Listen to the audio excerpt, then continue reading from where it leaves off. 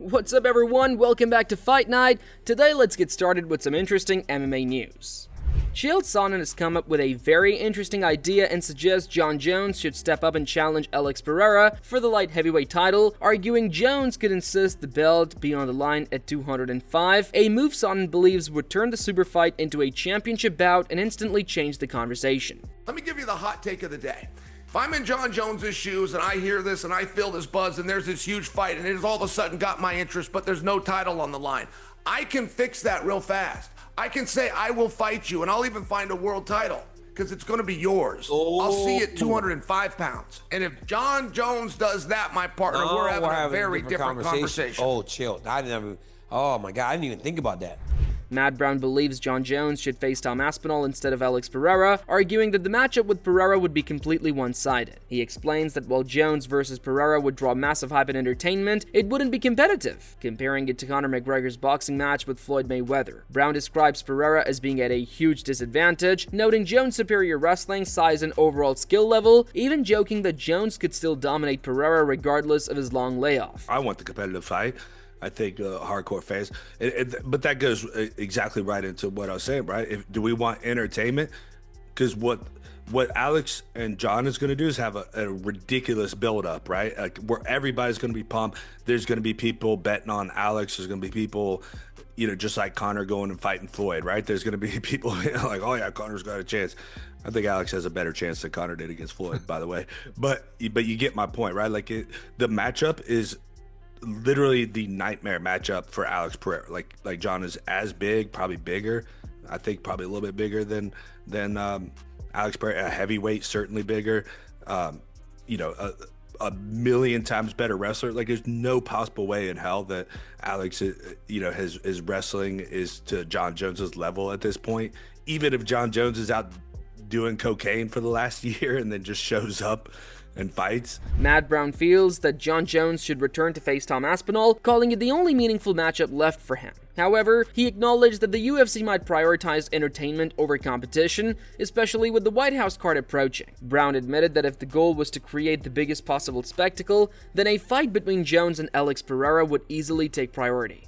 Jon comes back, he has to fight Tom Aspinall. There's no other good fight to make.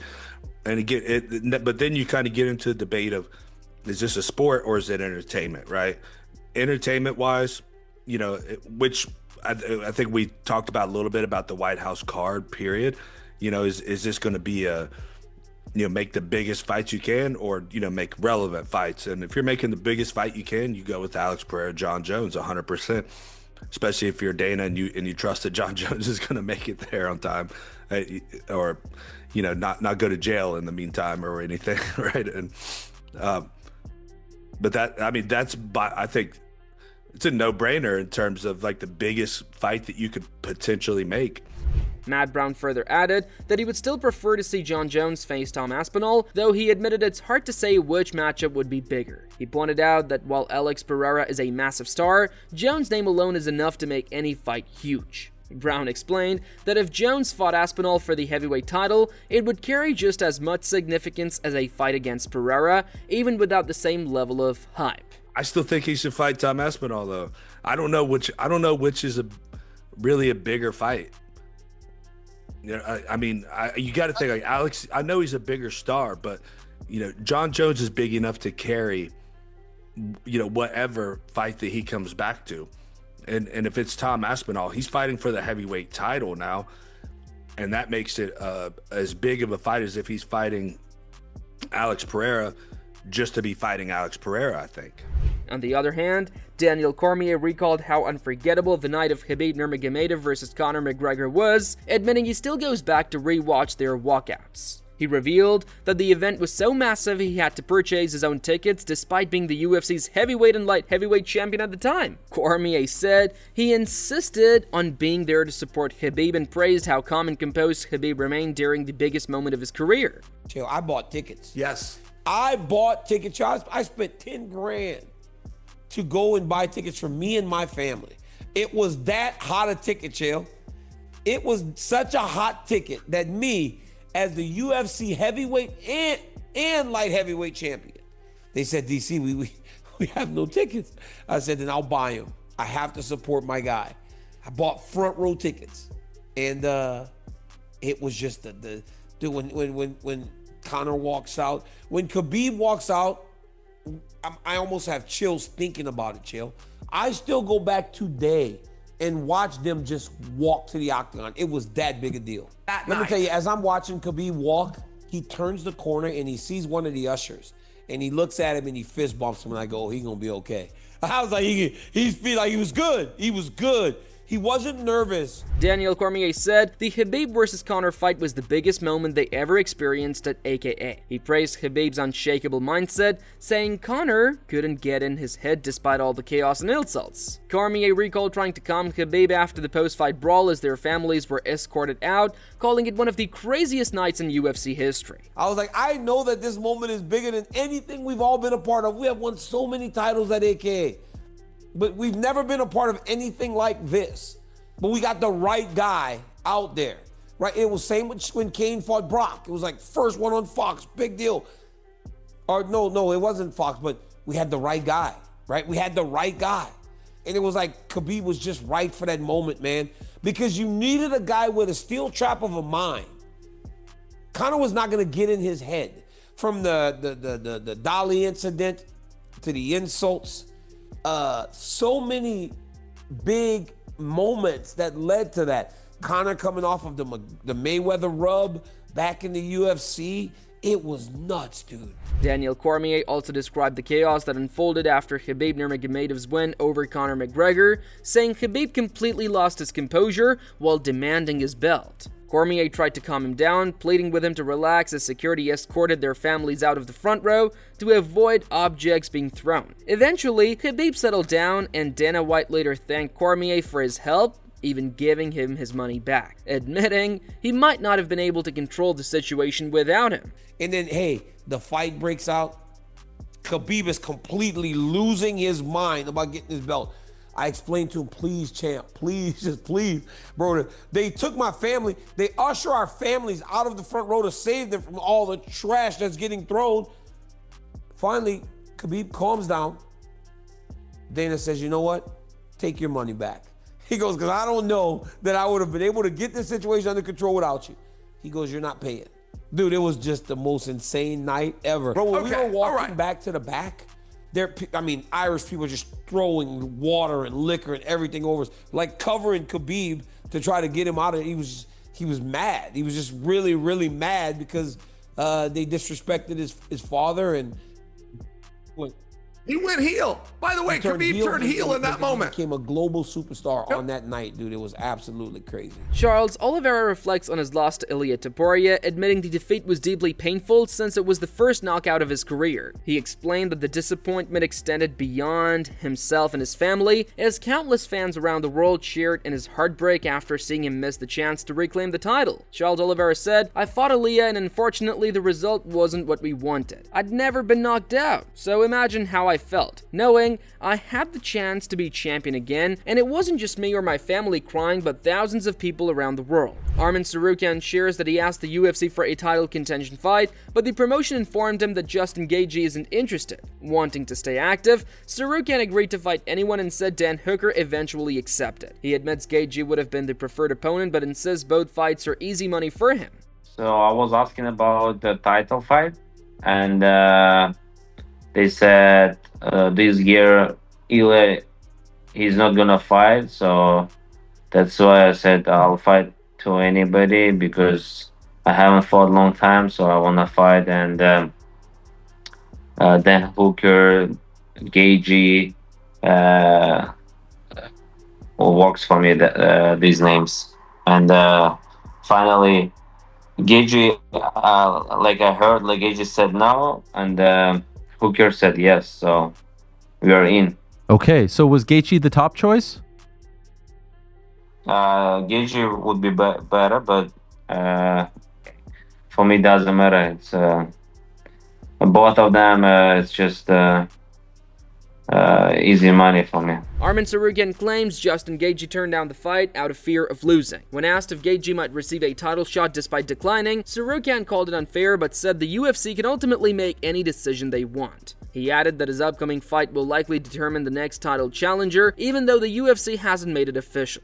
Do you know why Gaethje said no? But he knows he could lose to me. Right. Do you think he's going to get a title shot as a result of saying no? That seems to be the rumor. Oh, it's gonna be so bad to me, you know. You mean it's going to be a one-sided fight? I mean, we'll see how I fight, how like my fight goes, but for sure our fight is #1 contender. When you accepted the fight, did they tell you that? Did they say, okay, it's done November 22nd and it's going to be #1 contender, or did you find out like all of us? No, they didn't say like this is #1 contender fight, but like Dana said last weekend, Yeah. it's a #1 contender fight. But you know, like we know they can do whatever they want to do. So Arman Tsarukyan responds to Dan Hooker's recent comments with a strong message, saying that in person, Hooker will stay quiet and show no disrespect. He adds that he's never met Hooker before but expects to see him in Qatar, claiming that when they do, Hooker will behave like a hooker. Is this fight against Dan personal for you? Because, you know, the tweets back and forth between you guys, do you feel like this is a personal fight? I mean, no, it's not personal fight because it's just You remember this one?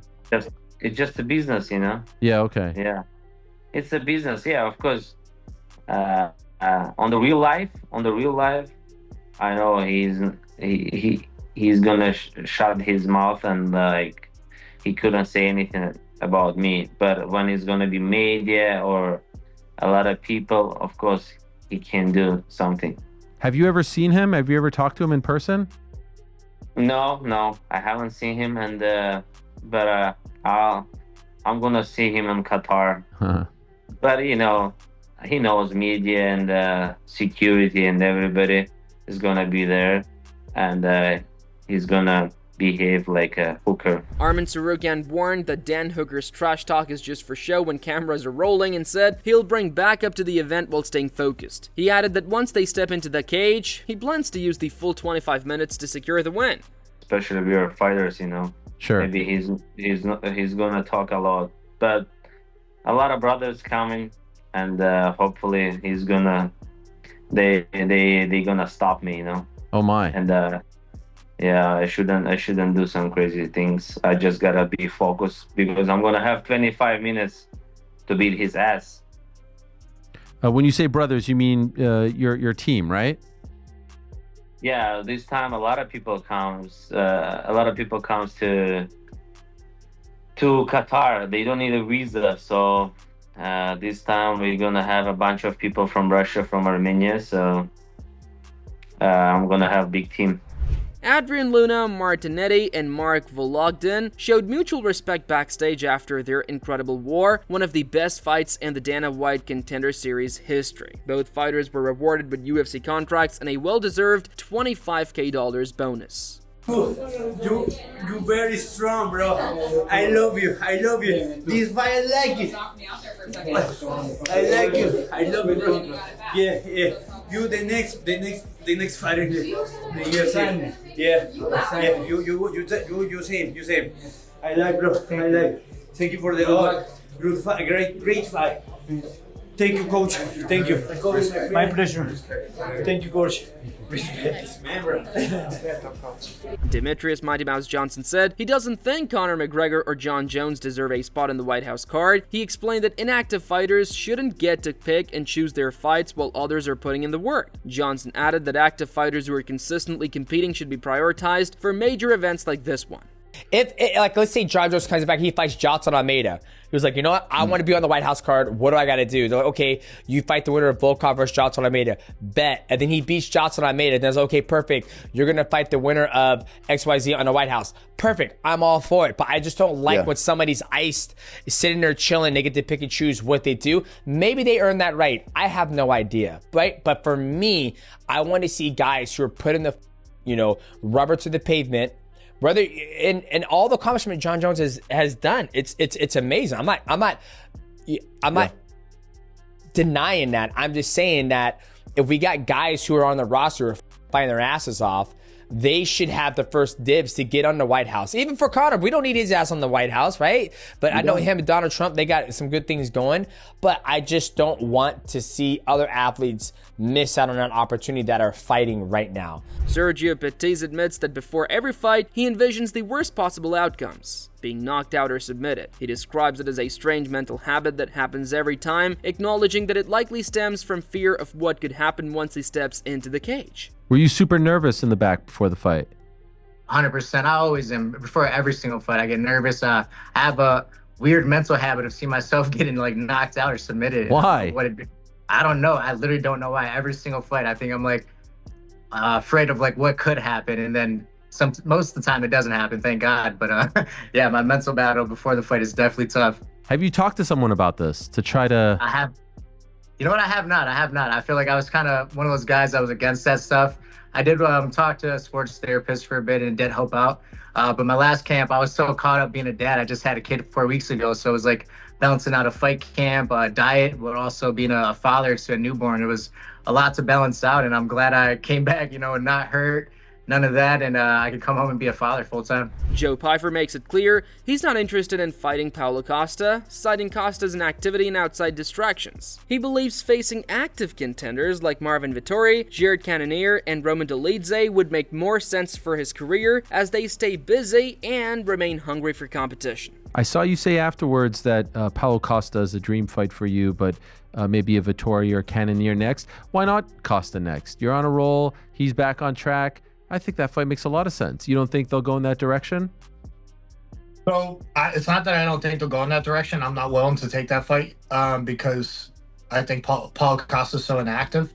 And he's got a lot going on where it seems like he's in a fight, and then he's only fought like once in the last 2 years, or twice in the last 2 years, or whatever it has been. So I don't really think it does much for me. But I think, fighting a guy like Marvin Vettori, Jared Cannonier, Roman Dolidze, these guys are active, these guys are hungry, these guys are fighting. I think that makes a lot of sense for me, and those are fights that I'm motivated for. I think after I would beat one of those, then a Paulo Costa would kind of make sense. That's all for today's video. We hope you enjoyed it. Let us know your thoughts in the comments below, and don't forget to subscribe to our channel for more UFC news and updates.